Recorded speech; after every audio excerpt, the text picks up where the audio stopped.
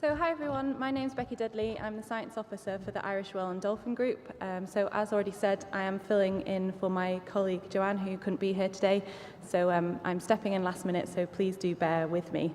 Joanne would like to thank the co-authors of this presentation, David Lyons and Simon Barrow, the CEO of Irish Whale and Dolphin Group. So today I'm going to be presenting what's happening to harbour porpoise decreasing abundance across all of Ireland's special areas of conservation.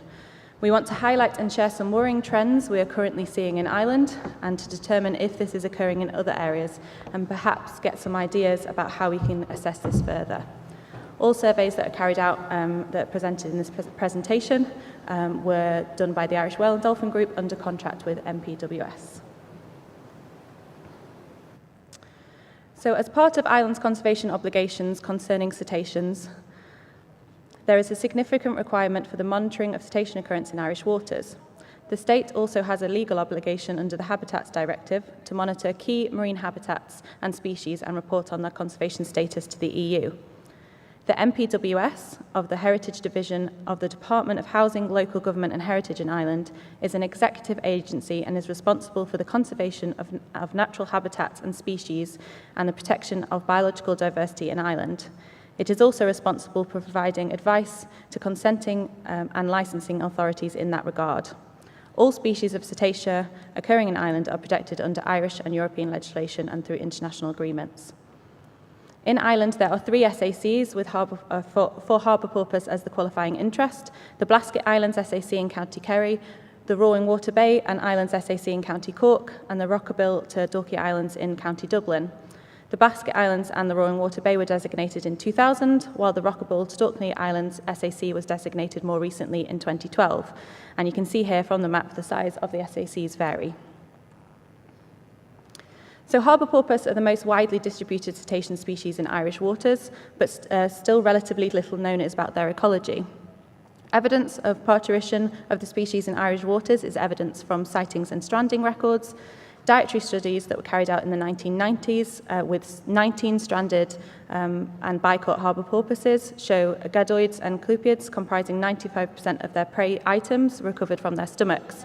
More recently, Rogan in 2008 reported a mixture of pelagic and benthic fish, including sand eels and gobies, as well as crustaceans in their diet. However, there have been no updated studies since 2008, and no data has been collected on prey availability in any of the 3 SACs. So there's been a number of dedicated surveys to estimate abundances of harbour porpoise in Irish waters. Large-scale estimates include the SCANS project, which estimated 36,280 harbour porpoise in the Celtic Sea. Results from SCANS 2 showed harbour porpoise density had actually doubled in the Celtic Sea over a 10-year period, but SCANS 3, unfortunately, which was carried out in 2016, did not include Irish waters. So in its place was the Observe Aerial Survey, which occurred between 2015 and 17 and consisted of dedicated aerial surveys for cetaceans and seabirds within the Irish EEZ. The results showed 296 harbour porpoise sightings that were recorded in coastal waters with the following density estimates.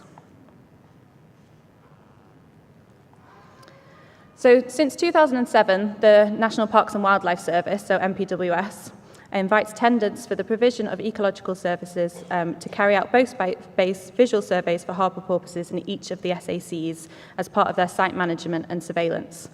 The objective of these tenders is to carry out 6 boat-based visual line transect surveys of harbour porpoises within SACs using standardised survey methodology. As well as collecting the density and population estimates of harbour porpoise, these surveys also collect ancillary information concerning the ecology and life history parameters of the harbour porpoise, so carving, estimating group sizes, behavioural ecology, etc., as well as records of other marine mammal species.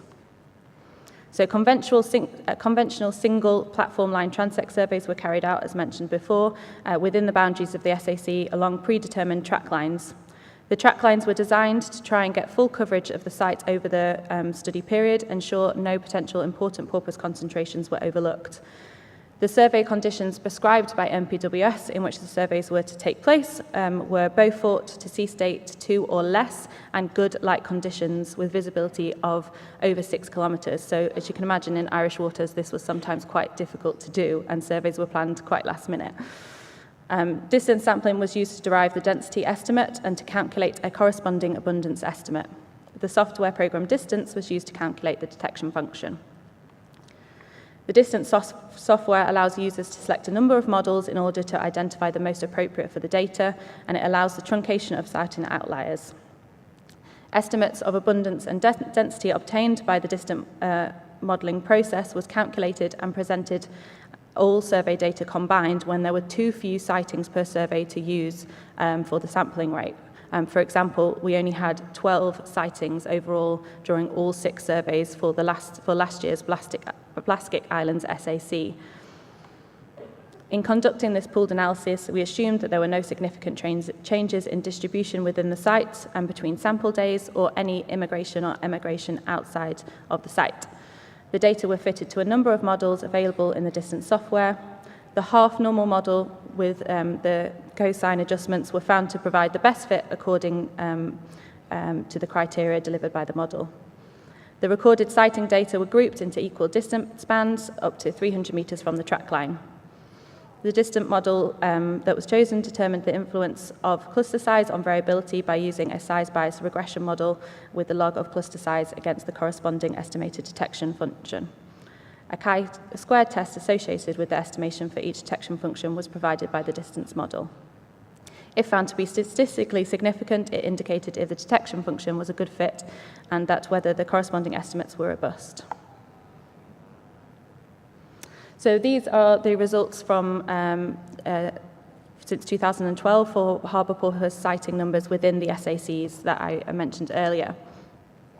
To explain some of the reasons for the variations, but not accounting for the details, for the top boxes there show the Blaskik Islands. The surveys in 2007 and 2008, the track lines were changed on each survey and were randomly devised, whereas in 2014 and 2022, they consisted of predefined track lines provided by MPWS. A small variation, therefore, exists between years, but the spatial coverage is similar across the entire SAC. A significant downward trend has been observed over 300 individuals from 2007 to 2008, 146 in 2014, and 60 in 2018, and just 18 individuals in 2022. In Dublin, again, the 2008 surveys were done before the site was designated, so a slightly different protocol was used. But again, there's been a downward trend with 400 animals in the area, with in 2013 and 16, and an almost 50% decrease by 2021. And finally, for Roaring Water Bay, similar to the Blaskits, from 2013 onwards, the standardised survey methodology was used, but O'Brien and Berry reported a 70% decline in porpoise densities between 2016 and 2022. So why are we seeing these trends? Monitoring requires changes in animal populations to be detected over a reasonable time frame. With insufficient sampling effort, there is a potential for large decline in small populations before it's detected and before it can trigger management response. Single platform distance sampling in small coastal sites does have its limitations. The decrease in harbour porpoise sightings in all SACs puts the situation in a much wider context. It suggests that the drivers of the decline of harbour porpoise densities are not just local to one SAC, but widespread through Irish coastline. The distribution and abundance of top predators such as harbour porpoises are strongly influenced by their availability and distribution of their preferred prey. And as we can see, as I said earlier, the diet of the porpoise within Ireland and especially the SACs is not well known. Static acoustic monitoring was carried out within the Blaskik Islands SAC in the past, and in 2012 there were CPODs deployed in 2009 and 10 in the Blaskik Islands and showed that that area was a very important feeding habitat. So this, again, might be supporting the reason for the change. Thank you. As already said, single platform distance sampling in small coastal sites has its limitations. So to assess this, a statistical review and power analysis of the MPWS harbour porpoise monitoring data was performed. For phase 1, an investigation of the effects of environmental and observational values of survey counts for harbour porpoise in islands was conducted. So the analysis showed observational covariates, especially sea state, had a significant effect. The survey date and spatial temporal effects were also found to have a significant effect. And overall abundance estimates for each SAC with different detection probability models were consistent with our results, so supporting our methodology. Detection probabilities estimated from models with no covariates were consistent and had overlapping confidence intervals. So phase 2 used power analysis to detect trend in survey counts of harbour porpoise. The main output of the review were power curves for alternative survey designs, so number of track lines, number of days, etc. So the main determinant was the magnitude of the percentage of change over the reporting period across all 3 special areas of conservation. The second determinant was the SAC in question. So the Blasket Islands SAC had consistently lower power to detect changes compared to other areas. This was most likely due to insufficient data. In terms of controllable variables, the number of survey days was the most important.